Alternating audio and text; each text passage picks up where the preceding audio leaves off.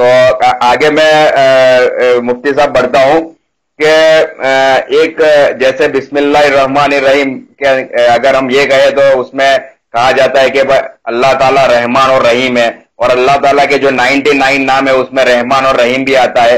تو کیا لیکن پھر جو ہمارے آریہ سماج کے جو دوست ہے اور ہمارے کچھ ہندو بھائی بھی یہ سوال کرتے ہیں کہ پھر آپ بقرہ عید کے اوپر اتنے سارے جانوروں کو آپ ذبح کرتے ہو، ان کی قربانی دیتے ہو، تو کیا اللہ تعالیٰ صرف انسانوں کے اوپر ہی اپنی رحم اور احسان کرتے ہیں، جانوروں کے لیے وہ رحمان اور رحیم نہیں ہے؟ تو اس پہ آپ تھوڑی وضاحت کریں. یہ سوال کوئی نیا نہیں ہے، یہ سوال بہت پرانا ہے، اور آریہ سماج کے لوگ گزشتہ 150 سال سے یہ سوال کر رہے ہیں، اور 150 سال میں ہم نے ہزاروں مرتبہ اس سوال کا جواب دیا ہے. اسی لیے اس سوال کا جواب میرے پاس ایک نہیں ہے بلکہ 5 ہے، ٹھیک ہے، اور اس کے لیے تھوڑا سا مجھے وقت درکار ہوگا ان 5 جوابوں کو مختصراً بیان کرنے میں، ٹھیک ہے جی. سب سے پہلی بات تو یہ سمجھیے کہ ہم اگر جانوروں کو بغیر کسی اللہ تعالیٰ کی اجازت کے، بغیر اللہ تعالیٰ کی، بغیر جو کہ مالک الملک ہے، پوری کائنات کا مالک ہے، اس کی اجازت کے بغیر اگر ہم جانوروں کو ستائیں تب تو واقعی ظلم ہو. لیکن جب ہم اللہ کو، پرمیشور کو مالک الملک مانتے ہیں، یعنی اس پوری کائنات کا مالک مانتے ہیں، تو کائنات کے اندر تو جانور بھی تو آ گئے نا، تو جانوروں کا بھی مالک ہے. اب اگر وہ یہ کہتا ہے کہ بھائی ان جانوروں کو تم کھا سکتے ہو اور ان جانوروں کو نہ کھاؤ، اس کی اجازت کے باوجود بھی اگر ہم ان جانوروں کو حلال نہ سمجھیں تو یہ بڑا ظلم ہے کہ مالک نے الاؤ کر دیا، اس کے باوجود بھی ہم اس کو حلال نہیں سمجھ رہے ہیں. یہ زیادہ ظلم ہے، بڑا ظلم ہے. ایک تو بات یہ ہے. دوسرا جواب دیکھیے، ظلم آپ نے کہا کہ بھئی جانوروں کو کھانا ظلم ہے. ظلم کے مختلف درجات ہیں، ٹھیک ہے، کم درجے کا ظلم، زیادہ بڑے درجے کا ظلم، لیکن ظلم ہونے میں سب چیزیں سب برابر کے شریک ہوتے ہیں. مثال لیجئے، اگر آپ کے نزدیک جانور کو کاٹنا اور اس کو کھانا ظلم ہے تو پھر بھائی جانور کے اوپر سواری کرنا بھی ظلم ہے، چونکہ آپ جانور سے پوچھ کے نہیں بیٹھتے اس کی پیٹھ کے اوپر کہ جی جناب میں آپ کی پیٹھ کے اوپر سواری کر سکتا ہوں کہ نہیں، اور وہ سر ہلا کر جواب دیتا ہوں کہ ہاں جی بیٹھ جاؤ. ایسا نہیں ہوتا. آپ نے اس کو خریدا، آپ اس کے مالک ہیں، آپ اس کی پیٹھ کے اوپر بیٹھ جاتے ہیں، یہ بھی ظلم کا ایک درجہ ہے.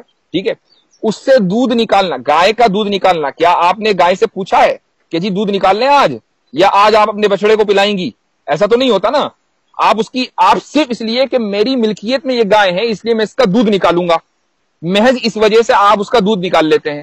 یہ بھی ایک ظلم ہے، چونکہ جو چیز اس نے یعنی میں آپ سے کوئی چیز آپ کی اجازت کے بغیر لے لوں تو کیا یہ نہیں کہا جائے گا کہ میں نے آپ کے اوپر ظلم کیا؟ اور آپ جو ہے گائے کا دودھ اس کی اجازت کے بغیر لے رہے ہیں، یہ بھی ظلم کا ایک درجہ ہے.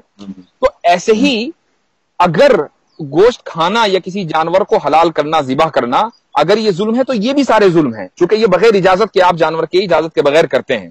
ظلم ہونے میں سب شریک ہیں. آپ یہ کہہ سکتے ہیں کہ ایک چھوٹا ظلم ہے، ایک بڑا ظلم ہے، لیکن اگر آپ چھوٹے ظلم کو جائز قرار سمجھتے ہیں اور اس کو مناسب سمجھتے ہیں تو پھر بڑا ظلم جو ہے اس کو بھی جائز سمجھیے. ٹھیک ہے، آگے چلیے. مثال کے طور پر تیسرا جو جواب ہے وہ یہ ہے کہ ہم بہت آسانی کے ساتھ اس بات کو نارمل سمجھتے ہیں کہ جانور کی پیٹھ کے اوپر ہم سوار ہوں، لیکن جب ہم جانور کے اوپر سوار ہوتے ہیں نا تو جانور کا جو جسم ہے وہ ہمارے جسم کی سواری بنتا ہے.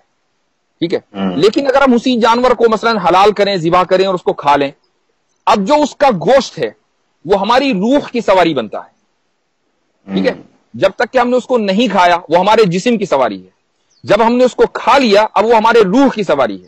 جسم اور روح کے درمیان اگر آپ کمپیریزن کریں نا تو روح جو ہے وہ ہمیشہ اعلیٰ اور یعنی بلند چیز، ہاں وہ زیادہ پوتر، اس کو سٹل کہتے ہیں، وہ لطیف ہے.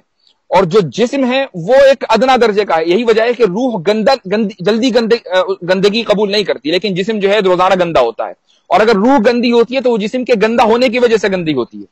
تو یہ چیز جانور کے لیے بھی شرف اور اس کی عزت کا باعث ہے کہ وہ پوتر چیز کی سواری بنے، نہ کہ وہ اس چیز کی کہ جس جسم کے اوپر گندگی دن رات لگی رہتی ہے. ٹھیک ہے، یہ آپ کا تیسرا جواب ہوا. چوتھا جواب سنیے. وہ لوگ جو اس پر اعتراض کرتے ہیں کہ جی جناب جانوروں کو ذبح کرنا غلط ہے اور ظلم ہے، عام طور سے یہ وہ لوگ ہیں جو اگلے جنم کا عقیدہ رکھتے ہیں. ٹھیک ہے، آپ بھی مانتے ہیں کہ بھئی وہ یہ کہتے ہیں کہ بھئی ہم مرنے کے بعد دوبارہ ہمارا جنم ہوگا اور جنم جب تک ہوتا رہے گا جب تک کہ مکتی نہ ملے. تو ان کا یہاں یہ عقیدہ ہے کہ اگر ایک انسان اپنی زندگی میں برے کام کرتا ہے اور اس کے کرم جو ہے خراب ہیں تو اگلے جنم میں وہ جانور، اس کی روح جو ہے وہ جانور کے جسم میں قید ہو جاتی ہے، پنرجنم میں، اگلے جنم میں، ٹھیک ہے۔ اب ہم جب اس جانور کو ذبح کرتے ہیں تو بھائی آپ کو تو ہمارا احسان مند ہونا چاہیے کہ جس آدمی کی اس کے خراب کاموں کی وجہ سے روح ایک جانور کے جسم میں قید ہے، ہم نے اس کو ذبح کیا اور روح کو جو ہے مکتی دلا دی، اور جسم کو ہم نے اپنی جسم کا، اس کے جسم کو، جانور کے جسم کو ہم نے اپنے جسم کا حصہ بنا لیا۔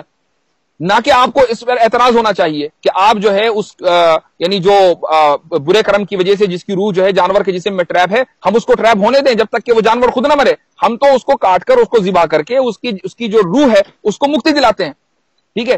یہ آپ کا جو ہے چوتھا جواب ہوا۔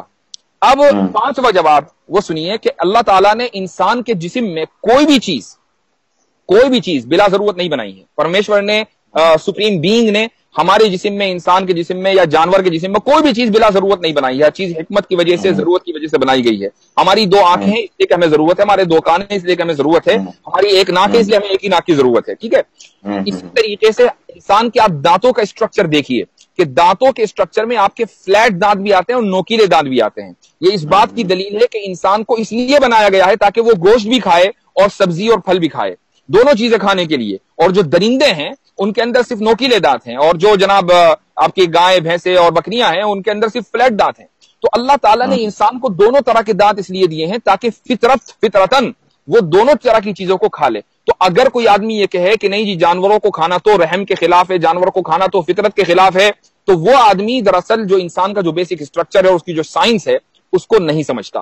ہاں اتنا ضرور ہے کہ اسلام نے ہر طرح کے جانوروں کو حلال نہیں کیا ہے، کچھ جانور حلال ہیں، کچھ جانور حرام ہیں، اور اس کی وجہ یہ ہے کہ جن جانوروں کو حرام قرار دیا ہے، دراصل اس لیے حرام قرار دیا ہے کہ ان کی طبیعت اور ان کی صفت کا، ان کے اندر جو کوالٹی ہے، کھانے کی وجہ سے وہ کوالٹی انسان کے اندر منتقل ہوتی ہے۔ مثال کے طور پر خنزیر کو اسلام میں حرام اس لیے قرار دیا گیا ہے، ایک تو یہ کہ اس کے اندر نجاست اور گندگی ہے، اور دوسرے یہ کہ اس گندگی کی وجہ سے اس کے اندر بے حیائی بہت ہے۔ گورے جو لوگ ہیں، جو گورے انگریز ہیں، ان کے اندر بے حیائی اتنی کیوں ہوتی ہے؟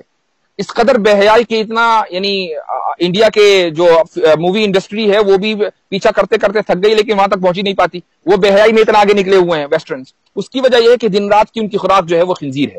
اس بے حیائی کی وجہ سے انسان کے اندر بے حیائی آتی ہے، اس لیے اسلام نے سور کو، خنزیر کو مسلمانوں کے لیے جائز قرار نہیں دیا۔ اسی طریقے سے جو درندے ہیں ان کو جائز اس لیے قرار نہیں دیا چونکہ درندوں کے اندر جو صفت ہے وہ ہے بد اخلاقی اور خود غرضی۔